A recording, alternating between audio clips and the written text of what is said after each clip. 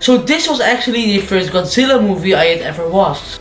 I watched it and then I did not watch any Godzilla for like a year after. And then I decided to watch -1, Shin and some of the Millennium movies. But I didn't really remember this one as well. And I saw that it got a lot of hate, so I decided to watch it again to see if it was actually that bad. So this is my review of Godzilla. So this movie was way too long. Like, it's way longer than it should be, which results in it being very boring. And it ends up feeling like a literal chore to watch this, because it was that boring. Like, how do you make Godzilla this boring? How do you manage to do that?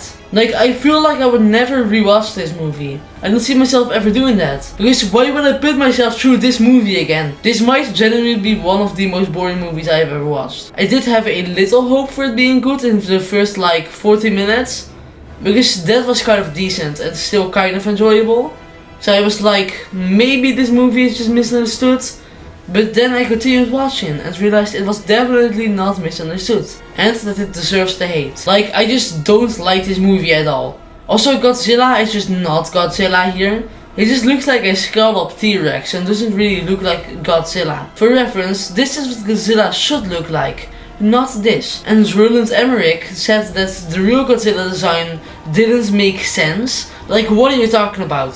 He also said that his Godzilla design is way better than Toho's version. Stop acting like your design is the peak of Godzilla designs, because it's not. Not even close actually. Like, way better, like that's literally not true. And also this Godzilla doesn't have an atomic breath. It just shoots fire out of its mouth.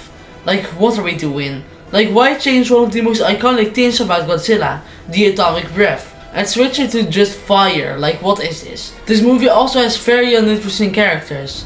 Yes, that's an issue in most of the Godzilla movies, but an issue is an issue no matter how many times it's made.